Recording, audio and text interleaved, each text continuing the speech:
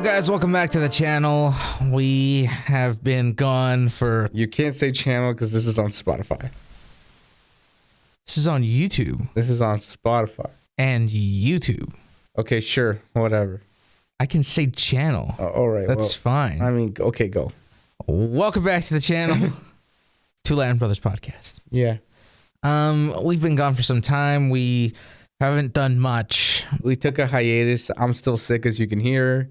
I mean, I've also been doing school, so there's that. Well, you also got sick last week. Yeah, so. I've also done sickness. What's that?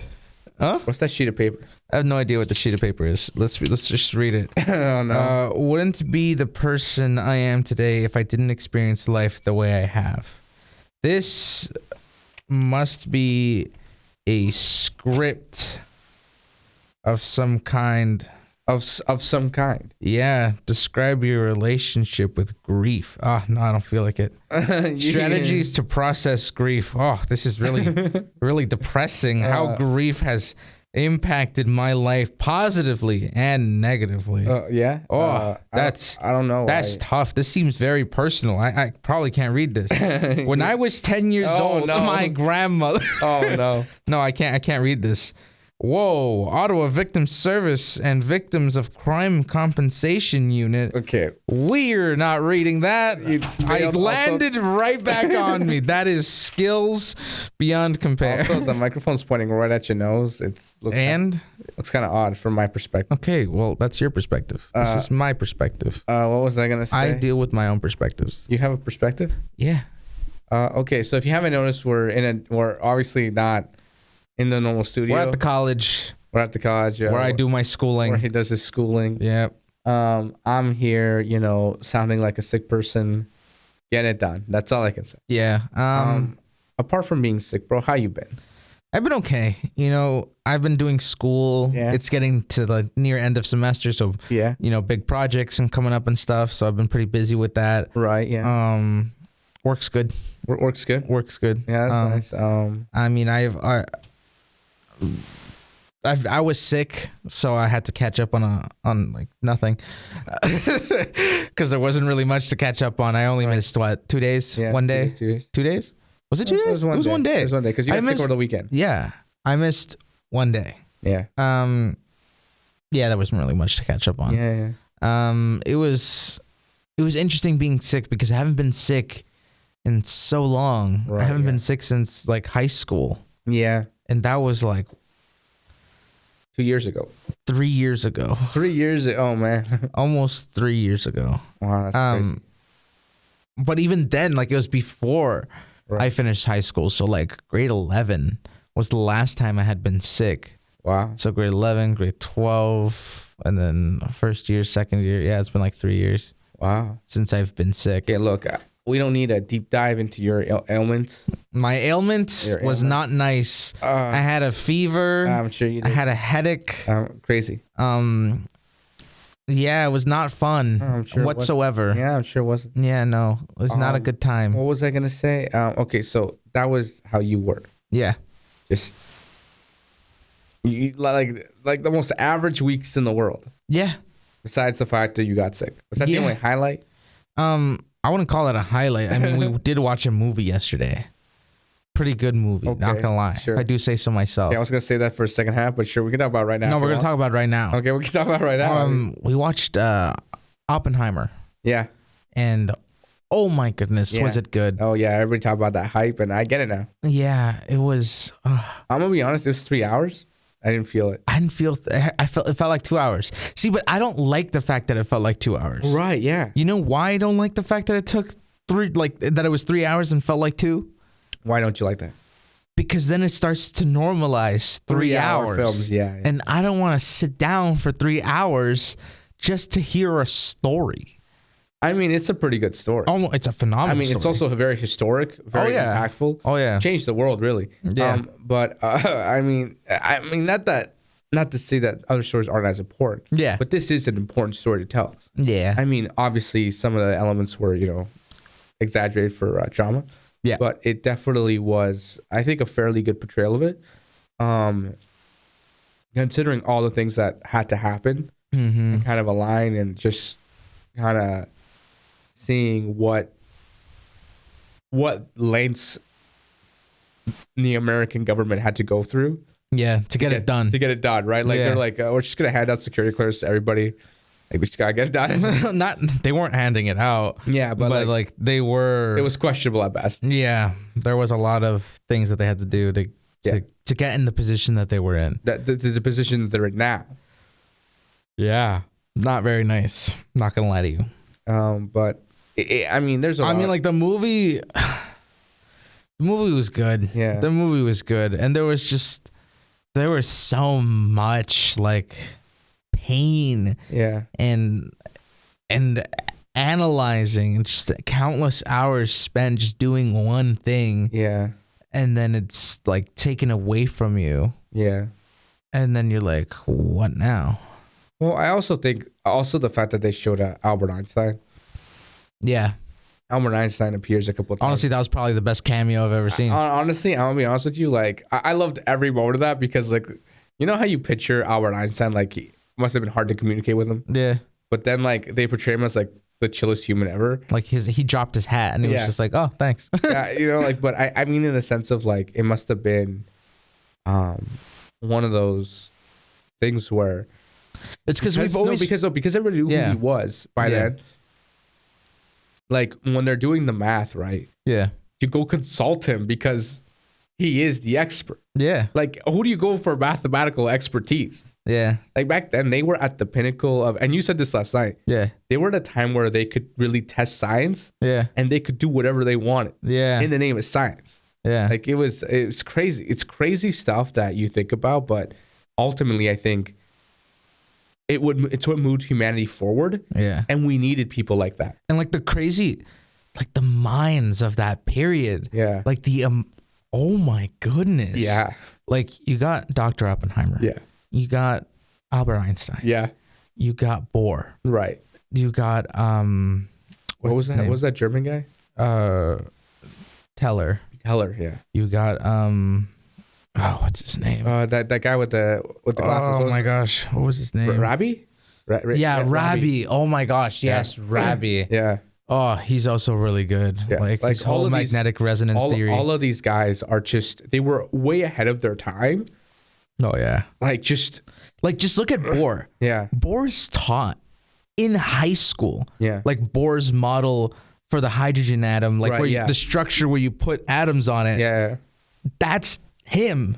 Yeah. Like, wow. It's called Bohr's model. Yeah. I mean, his name is in the title. I know, but like, you saw my reaction every time they were naming a scientist. No, I was just like, I forgot these guys are alive at the same time. Yeah, it's like, it's pretty crazy. Like, especially that they could have moments where they could have conversations like this. Oh, yeah. Because I think especially for them, it must have been one of those things where you're not alone. Yeah, it's such mental stimulus. There's another human who understands when I talk about what I like to do. Oh, yeah. It's definitely definitely some stuff that it's really thought-provoking as well, like for the time period, considering what was going on in the world at the same time. Yeah. It's crazy. I would have loved to sit down in that room. Like, You think you would have got security clearance? No, I definitely wouldn't have, but like the thing is, I understand a lot. Yeah. Like obviously, I wouldn't follow. I feel like there would be points where you would get lost. No, I'd love it. I'd love every moment of being lost. Oh yeah, for sure.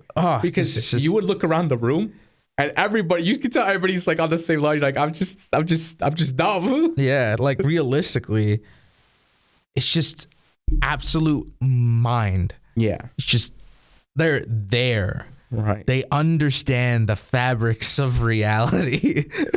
Yeah. I would have loved to sit down to talk with like Albert Einstein. And I just love the fact that they went Albert. You know, like everybody thinks of Albert Einstein. They never think to call him Albert. No, You're going to call him Einstein. I thought they would have called him Doctor. Yeah. Dr. Einstein. Yeah. Well, like that didn't happen. It was just like, sup, Albert.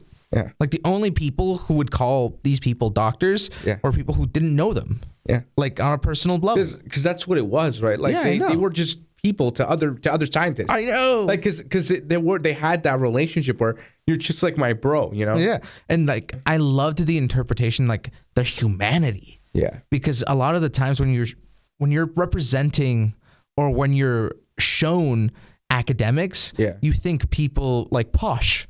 You think posh people like, well-mannered demeanor, and these guys are just like, nah, I'm human. Just seeing their whole demeanor being like, yo, I'm human. Yeah, no, for sure. I definitely found moments in the film where, considering it's Oppenheimer's story, right? Yeah. Some of the ideologies he had obviously weren't the greatest, but ultimately at the end of the day, he was a very moral person. Oh, yeah. Which is kind of interesting considering what he helped accomplish. Yeah. Right? And the fact that he even suggested where to drop a bomb, like that. Because like realistically what he was doing, and it's something that a lot of people struggle with, is, and there's like a phrase kind of coined for it, is appreciating the art and ignoring the creator. Exactly. So like he was doing his job, and he didn't care like the results, and that doesn't sound good when you say it, but he was just doing his job.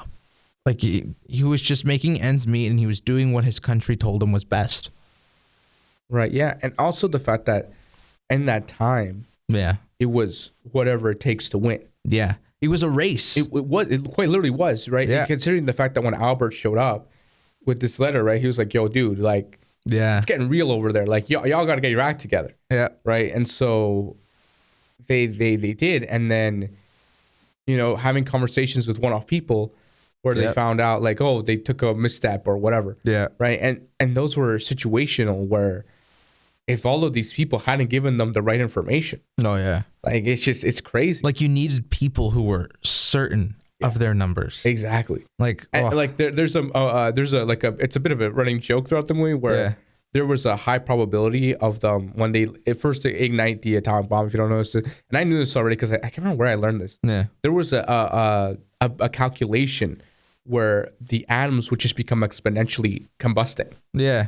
And so essentially what would happen is the atmosphere itself would essentially catch fire, and then it would just kill us all. Yeah. So there was that. And so so they ran the numbers again and again and again. And then they did the math to the point where it was almost zero, but it wasn't zero. And then that was like the running bit where, creating fission to the point where it's safe. Right. Yeah. Like, how do we do this to a point where we can achieve what we want? Yeah. Without killing everybody? But the problem still wasn't, when they did the test. Yeah. Still wasn't certain. Yeah. And it still kind of isn't. I don't know if it is or it isn't. Mm-hmm. I don't know. I'm sure someone's done the math already. I'm not 100% sure. I'm not in that space, as you could tell. Yeah. I don't move in those social circles. Yeah. But I just love how they represent theory and then like the actual experiment. Right. So like you see the little contrast between it, because there's a moment where they're talking about splitting the atoms, and then Dr. Oppenheimer says it's not possible. And then he shows the math. Yeah, he does it. And then they even go, wow, it's elegant. What's this guy? His name's Lawrence. Yeah. Dr. Lawrence. He's in the room and he goes, wow, that's really nicely done. It's very elegant too. Yeah. And then he's like, and they're just looking at a board. I'm like, math. He's like, it's not possible. And then somebody runs in and it's just like I just did next door. I replicated it. I just did it. Like, oh my gosh. Yeah. Right? But Oppenheimer, and so he goes, we could make a bomb with this. Yeah, and that at that moment, because once you really, at a base level, when you realize what was created, any physicist would have seen it and been like, we know exactly. Because he realized as soon as, and they say it in the movie, I think it wasn't him, he's like, so we just realized it's what every other physicist in the world just thought of seeing this. Yeah. And so that all on its own is kind of crazy. Yeah. I think there are definitely moments where as as a society, we don't take into account the incredible thing they had to do. Oh yeah. You know, like also they were strapped for time. Yeah. Like it had to be done. And, you know, and the crazy thing is they say that Japan had already lost the war by the time it was dropped. But realistically, I don't think the people would have given up. Yeah. Because they were, and don't get me wrong, Japan is a very resilient country. Oh yeah. As a people. Yeah. And even people today even still make jokes about it. Yeah. Like how Japan represents themselves in a specific way now to the rest of the world.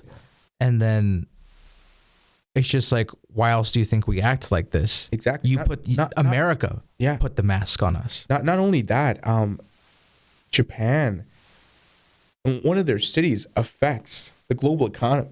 Oh yeah. Like in Tokyo, I can't remember where, like there are certain devices. Yeah. Like there's tech that is launched exclusively in Japan. Yeah. Before the rest of the world. Because if it does poorly in Japan, they know it's going to do poorly in the rest of the world. Because they affect the global economy in such a way that it's crazy. And I'm like, man, that's power. Oh yeah. Like when your people's wallets has enough power to affect the entire world, that's power. Oh yeah. Like say what you will. I mean, that's power. Yeah. Anyway, we'll be back right after this short break. This podcast is brought to you in part by Two Latin Brothers Podcast. You thought there wouldn't be a commercial, but there is. So make sure to follow us on TikTok, Instagram, and Twitter. We'll see you guys right now. And we're back. Long intermission, guys. Long intermission. We went for lunch. So that's Oppenheimer, and phenomenal. I could talk about that for probably 3 hours if I'm being honest. Yeah, it's a really good movie. Yeah, Christopher Nolan outdid himself. Yeah. Also, the soundtrack is just good too. It's just all good. It's all good. So good. It's just so good.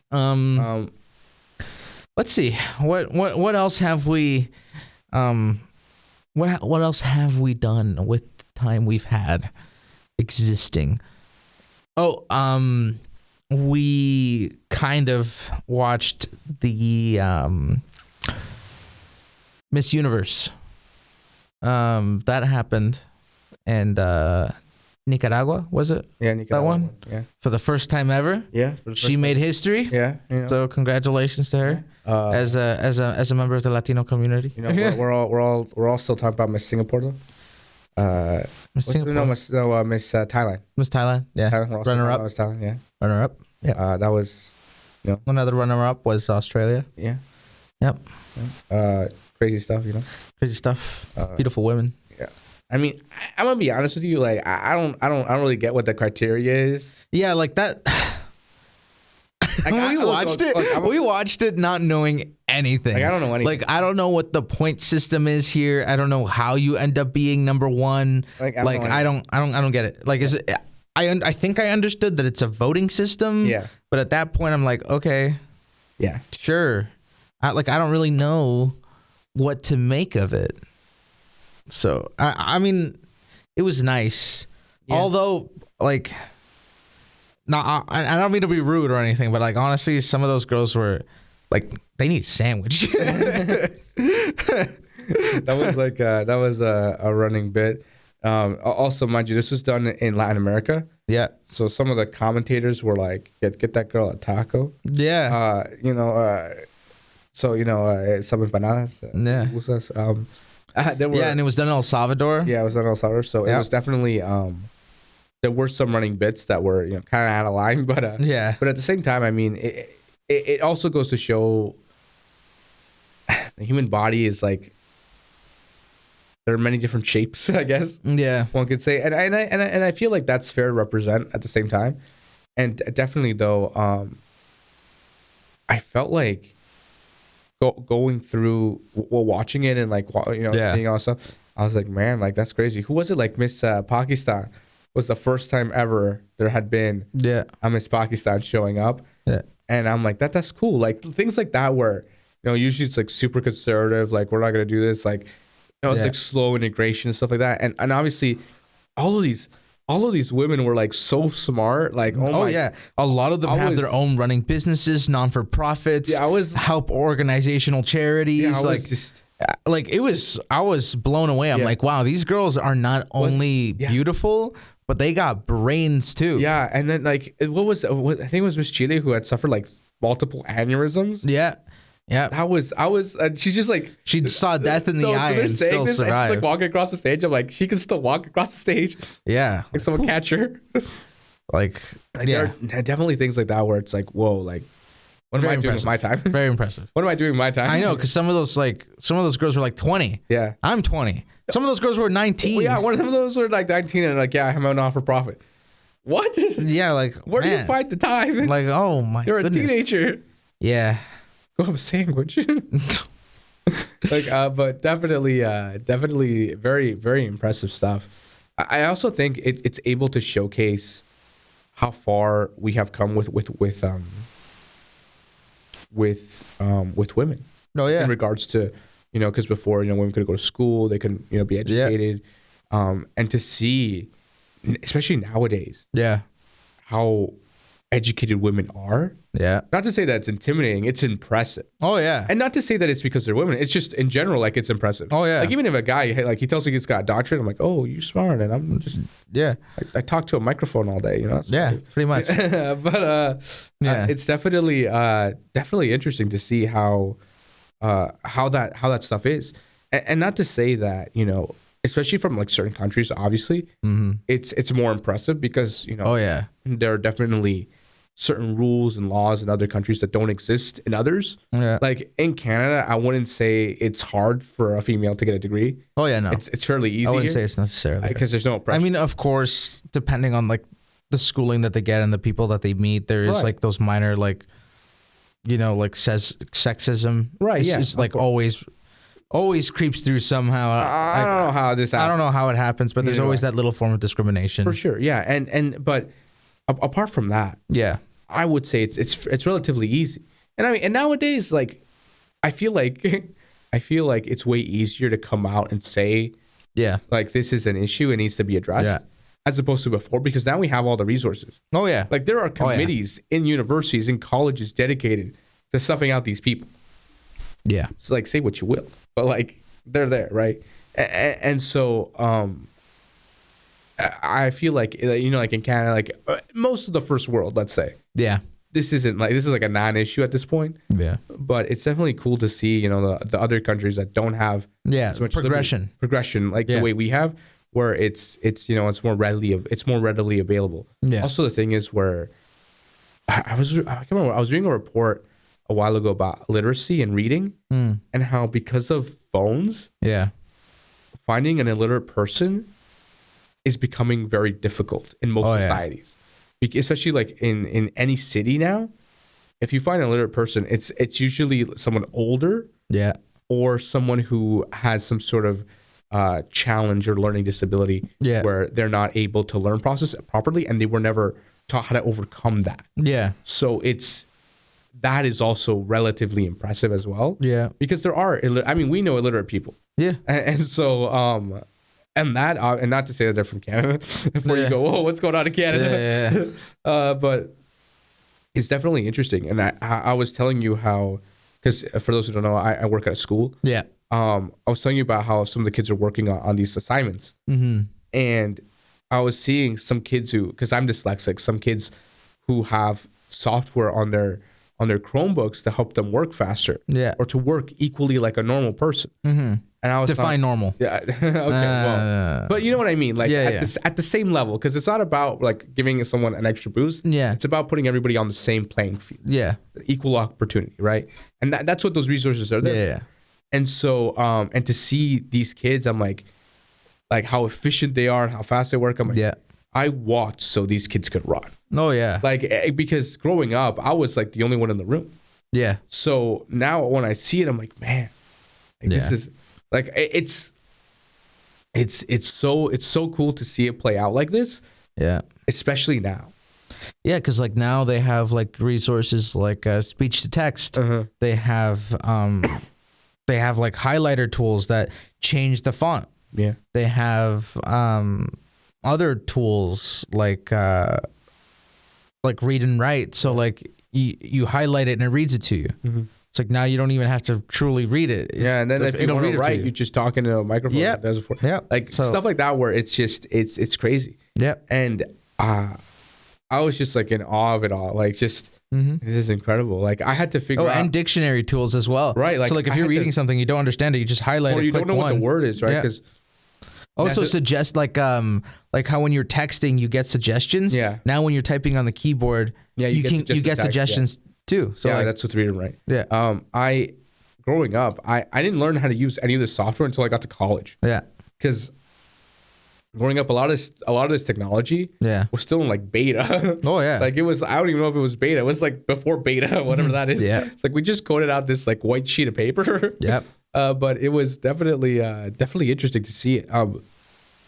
And obviously, you know, I think as a society, it helps move us forward, right? Yeah. Because that's what it is, right? Like, I mean, and MIT, I was telling you this last night, how MIT did a report, I don't know how many years ago, like probably like 2, 3, right before the pandemic, they dropped a report how 1 in 3 people has some sort of dyslexia at MIT. So if you think about it like that, that's kind of crazy. Yeah. Because MIT is the one pumping out like the smartest people in the world. Yeah. And so some of the smartest people. Some of the smartest people in the world. I mean, Caltech too. I mean, yeah, sure. But you know what I mean? Like MIT has become globally known for that. I mean, Princeton too. I mean, that's fair. but you know what I mean? I love how I'm just like throwing more locations. I know, but you get what I mean, right? Yeah. So, but to hear that's like a real thing. Yeah. Like there are so many people like that have a learning disability. Oh yeah. And they're able to move forward. Yeah. Is more like to say a learning disability is no longer a barrier. Yeah.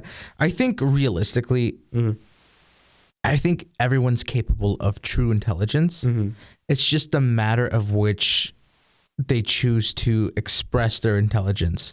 Because some people are academically inclined, so like they can write you an amazing report. And then there's people that, you know, aren't the best at it, but they can verbalize and then make it sound amazing. And then there's people that can make a art representation of it or build something for it. You know, so like there's different levels of intelligence and different like representations for you to express the intelligence. For sure. Yeah, no. So like also like for people who are like slower in processing, just give them the little bit more of time and they're there. Yeah, no. And sometimes they can even express themselves better than those who are up to speed. Right. Yeah, no, for sure. I think it's, but I also think we're all different. Yeah. In the sense of we all have our niche. Yeah. Our thing, right? Yeah. Like some of us are better at other things and like that. Yeah. Like some people are really good at sports. Like they're very actively aware and you can tell a good basketball player from a bad basketball player. Same thing with soccer. You can tell a good soccer player from a bad soccer player. Yeah. Right. You could tell who has it and who doesn't. Yeah. Right. And it's the same thing with everything else. Yeah. Right. You know, like there are good musicians and there are bad musicians. There are musicians who are there because their dad told them to go to lessons. You know? Yeah. And then there are those people who are tone deaf. I mean, that's you know, that's unfortunate. But and then there are, you know, the same thing with math. Yeah. There are people who understand math so well. Oh yeah. And there are people who are like, I hate this. I can't do this. And it's interesting. Like it. I can't do this. Yeah, it's interesting, and you see that in the movie Good Will Hunting, where he's just like, it's just so easy. Yeah. He's like, I do it, and I spend all of my time explaining it to you guys. Yeah. It's just like, you know how frustrating that is. Yeah. Because they didn't understand what he was doing. Because like the high end, like, you know, supposedly the smart people supposed to be teaching him, and then he's just out here answering the question like it's nothing to him. Yeah. Because it's just simply he grasps it in such an easy manner. Yeah, and in a way where not everybody else does. Yeah. Right. And definitely it is. There are quite a few people who are like this. And some people, you know, it's sad to say, but you have to, like, some people aren't as socially inclined because their brain just leans a little too far to one side. Yeah. But those people, those are the ones who are changing the world. Oh, yeah. Like the device we're holding in our hands, like this thing. Yeah. This is hundreds of years. Yeah. Of math. Oh yeah, and computational power. It's crazy to think that just a small little device has so much computing power. Yeah. Not only that it's likely also created by some guy who's an absolute introvert. Yeah. Who created the most social device. Yeah, no, I mean, I can't imagine. Like, if you think about the very first phones, Yeah. you had to, like, because GPS is, like, let alone, like, to put antenna bands in here, to put GPS, like, all of this stuff, storage, RAM, battery, like, all of this stuff used to be massive. Oh, yeah. And then to miniaturize it all, yeah. they're going to walk around with this thing in their pocket. Yeah, it's like when you were a kid, well, to some of you kids, where teachers would be like, you'll never have a calculator in your pocket. Right. So, learn your times tables, do this, do that. Yeah. And then you're like, well, now I have it all. I have a scientific calculator on my phone. Yeah, now I have a scientific calculator. Sideways, it's got scientific. Like, I think that's crazy. That is, but to be honest with you, I've noticed that that's kind of like lacking. It's like you walk up to a kid and you go, what's 9 times 4? And he's, can I? Like, yeah. Phone, and it's common. Yeah, it's very common because now technology is just so integrated. Yeah, that it's becoming irrelevant to feel the need to learn it. If you know you can just walk up to the device, right?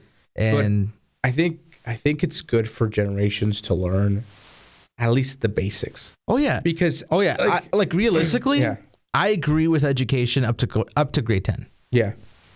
After that, like you should, most sciences and most maths are theoretical. Yeah. So right after that, after grade 10, I believe, like that's when you should be looking for your niche. Mm-hmm. And that's the big mistake that I feel a lot of students don't realize. For sure, yeah. So they start thinking about what they want to do when they're in grade 11. Right. But that's the mistake. Yeah. You should be thinking about it in grade 10. Because after grade 10, I feel like you have the absolute foundation for your own survival, besides how to do your taxes, because I don't know why we don't teach that in schools. Yeah. But that's definitely something. No, for sure. And I mean, it's not to say that, I mean, there are some useless things you learn in grade 10.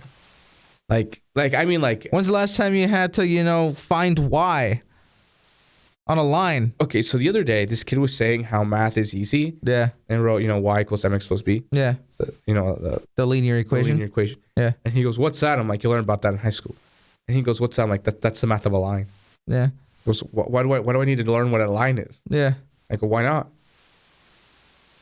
Right? Like that's the reality of it all. Yeah. Like, why not learn this? Yeah. And that's the thing. I feel like if we all took that approach, as to, although it may not be useful, someday you never know.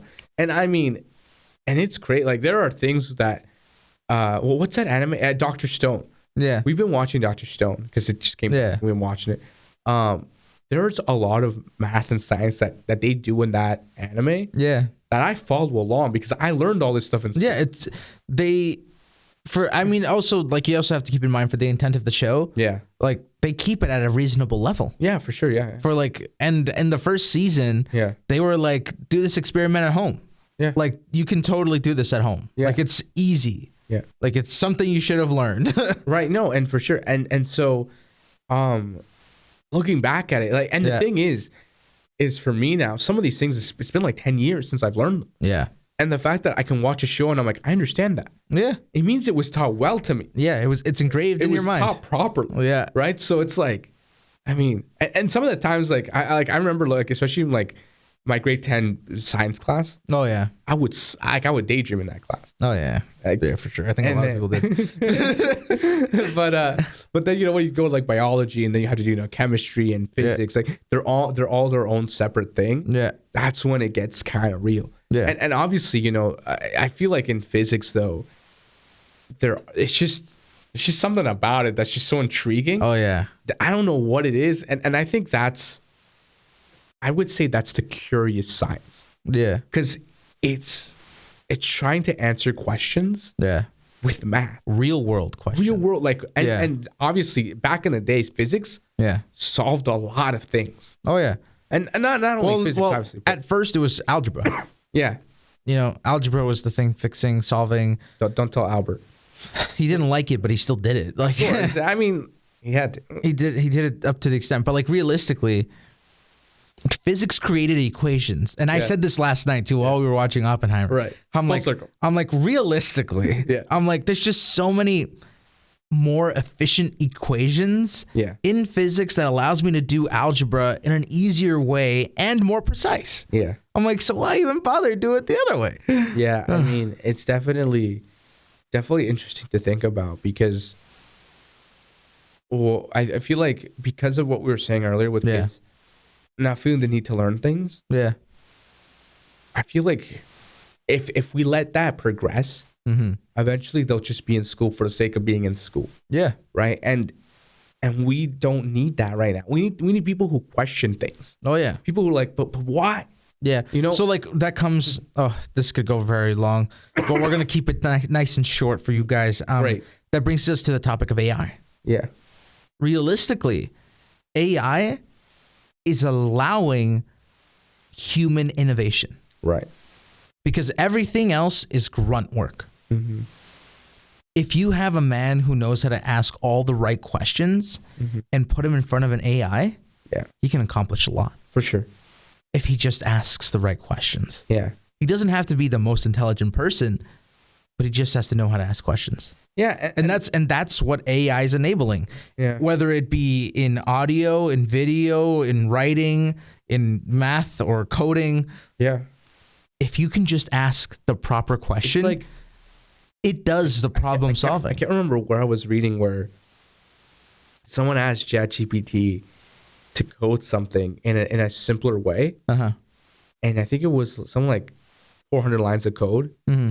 And it was cut down to like 150 lines of code. Wow.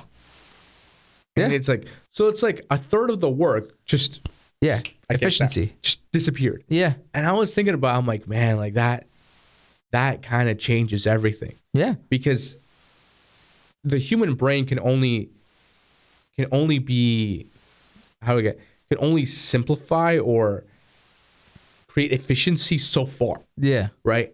But to be like miles ahead of. Yeah. So like it's realistically, if you just bring it back to small, like bringing it back to algebra. Great. Why would you do that? Like if you take a look at like factoring and stuff like that, how you expand an equation to condense your answer. Right. So realistically, it's just like our brains need to expand to understand the answer. Exactly. But what computation does is just simply go straight to the... It's like math from like grade 1 to 6. Yeah. It's base. Yeah. Just so when you get to grade 7 and 8, you can go, this is bed mass. Yeah. Everything up until that moment is like the bare minimum just so we can get to this level. Oh yeah. Just so you can understand what's really going on. Yeah, brackets first. Just so that you could understand that these little bracket thingies go first. No, right, but what I'm getting at is that, right? Yeah. Like there's definitely things that you have to learn the bare minimum in order to get to the big picture. Right? Oh yeah. And in physics, it's like that. You have to start at the bottom. I love to get to the theoretical stuff. Yeah. When COVID happened and I started doing physics in the academic world. Right. At an academic level. Yeah. Man, like just I gained such appreciation. Like I already liked it. But then just being represented like harder equations. And then being like, okay, if I do this and then I do that and then I do this, and then it's just like it's like a web that is tangled. See, and then you start unraveling. I think this is interesting, you know? Yeah. Because you entered that area. Yeah. And I entered the other side of it. Yeah. The algorithmic side of it. Yeah. When I entered education. Oh yeah. So it's very interesting. Like we have two very different perspectives on it. Like especially when it comes to math, at least. Yeah. And it's just.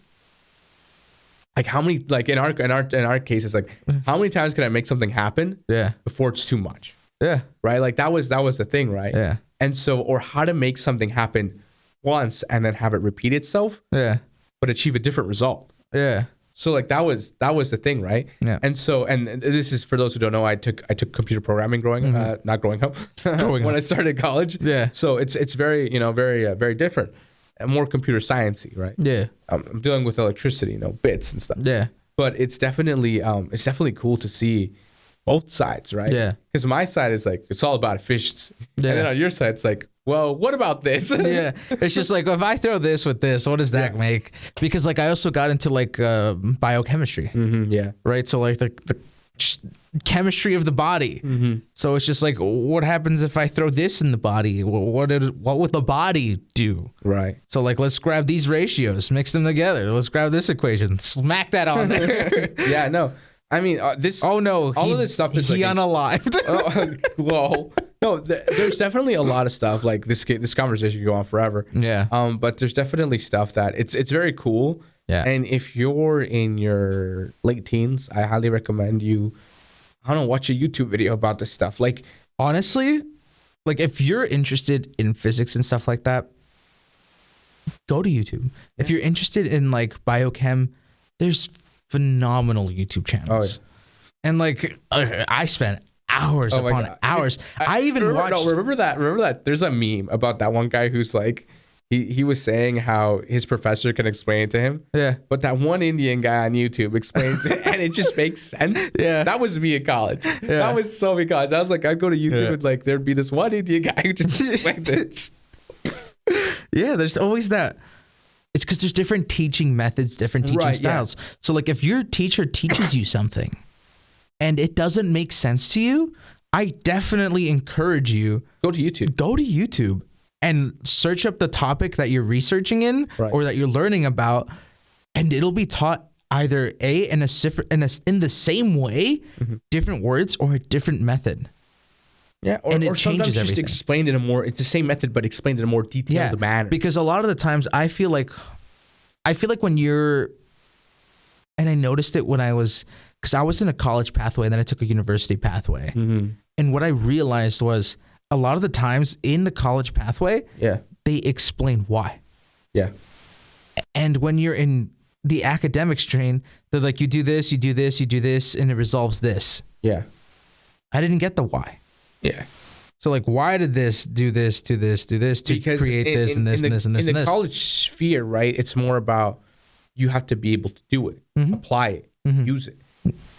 As opposed to in university, it's like, I'm going to teach you this.